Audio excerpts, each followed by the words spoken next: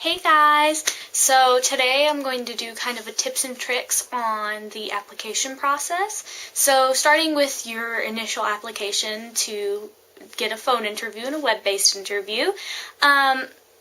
The first thing I would say is if you are apprehensive about applying because you don't have a lot of work experience or anything like that, apply. Just because you don't have a lot of work experience doesn't mean that they won't accept you. My first time applying, I had no work experience, and I do believe that that did hinder me, but I did put a lot of the volunteer experience that I had, and so I put that down and I did get a phone interview. Second time that I applied and I got accepted on this one, I only had one previous job, and so I put down a lot of my volunteer experience, and then I got accepted. So if you are apprehensive because you maybe have one job that you've ever had or you've only done volunteer work, put it down, and if they like you enough, they'll ask you to come. I'm living proof of that. I had one job and got accepted in the college program, got my second job between the time of me leaving and my first interview. So if you don't have a lot of experience, just put down your volunteer experience. And if you have none of that, try and get a job, try to get in there, try to volunteer, because they really like knowing that you've had that type of experience before. Another thing is select as many roles as you can. I personally put high interest in almost everything except I think transportation, because I'm not the best driver, and I will freely admit that. I believe I put low to no interest in lifeguarding because I can't swim very well. My feet can't touch, I freak out. And I believe I put low interest in food and beverage, just because I really wasn't interested in that. But if they would have given me that, I would have taken it. I also put, I believe, low or moderate for custodial, and that's what I ended up getting, and I was really apprehensive, wasn't looking forward to it, and ended up falling in love with my role. So be open to the different options, because you may not think you like it, and then once you get there, you end up absolutely adoring the role. Another thing is, if you really don't have an interest in a role, put low or no interest. They may still ask you about that, but it's better to be upfront from the beginning and say, you know, I really don't want a lifeguard because I can't swim. But because you think it'll get you in, you put high interest and then you don't make it into lifeguarding because of it. For another tip, be honest. Like I just said, don't put something down just because you think Disney's going to like it, because it's going to come out in the phone interview, in the web-based interview, or if once you get down there that you weren't upfront about your skills or your experience or your interests. For the phone interview, my biggest tip is smiling. They can't see you, but they can hear it. And I've also found that recording myself has really helped, because it then feels like somebody is there in the room with you. Now, I've never posted them just because I didn't think that that was right, but I have those videos, and I think it really helped the last 2 times because it felt like I was one-on-one with the person. I know that sounds silly, but it wasn't just me sitting there talking on the phone, because that tends to feel more casual than an interview should. And more along the lines of that, I got dressed like I was going to an interview for my past 2 interviews, and I think it really helped because it does get you in that mindset. That being said, I did listen to Disney music and watch a Disney castle show last time before my interview, and the first time I got accepted as well. So, I mean, if that's what gets you in the mood and gets you ready to be able to answer the questions, absolutely do that. But just do remember that this is a professional setting, and you do need to act like it is a professional interview while also showing your personality. And if you are asked about a role that you're really not interested in, let them know about your apprehensions. Tell them, you know, I'm really not interested in that, but be open and say, but I'm open to trying.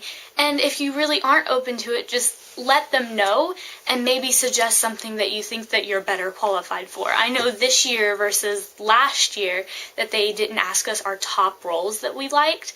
they asked us more which roles we thought we were more qualified for, which I personally like better because it lets you say, I believe I'm better at this job because I have this experience and I have this skill set and I have this interest in it. So I think that's a lot better than the old, these are my top 3 roles. Another thing is be prepared. If you feel like you're going to mess up, stumble, things like that, research questions. I know there's some people that have posted their phone interview videos on YouTube. I know that there's some who've posted the questions and their answers. Have a friend do a mock interview with you. Just be prepared, but don't seem rehearsed, because they want it to be as genuine as possible with you.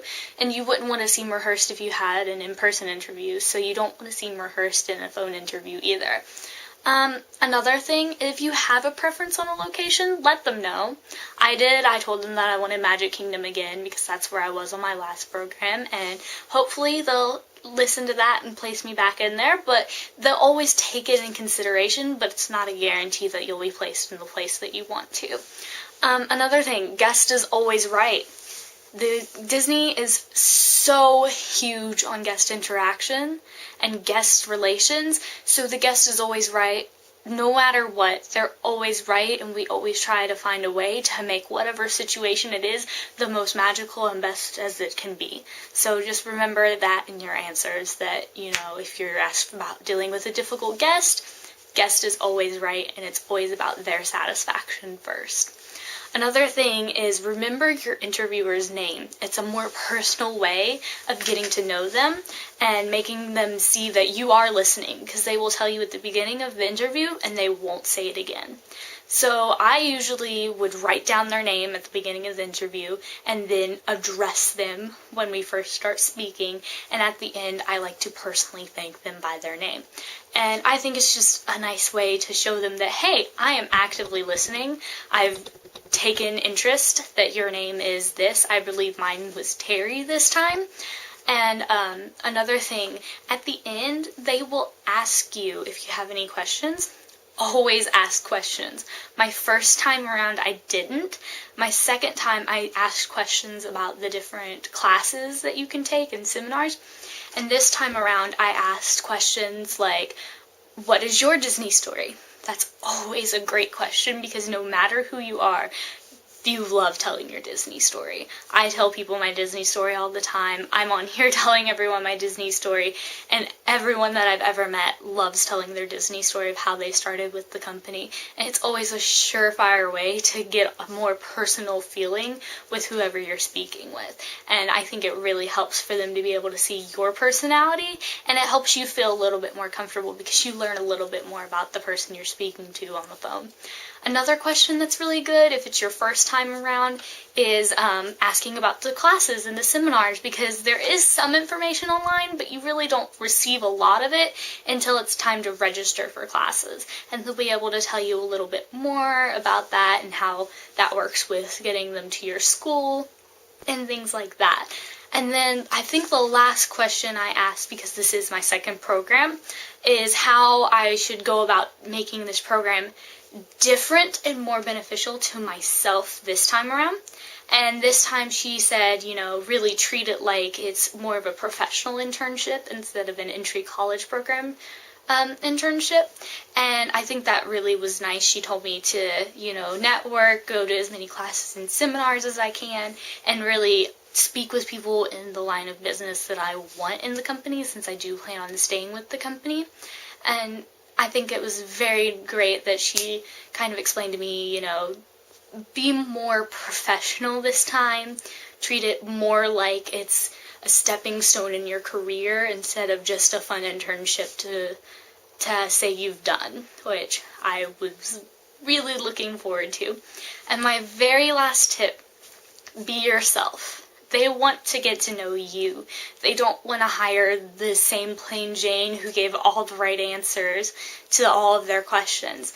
They want unique cast members who are going to bring something different to the table and create a more diverse environment that really enriches the whole Disney experience. They don't want somebody who's cookie cutter that answers the questions right. They want you for your unique answer.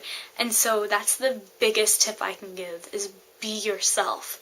Be professional, but be yourself. Let your personality shine through. And if you mess up a couple of times, stumble on your words, I've done it in all 3 of my phone interviews. Just have fun with it. Laugh. I mean, even say, I'm really nervous.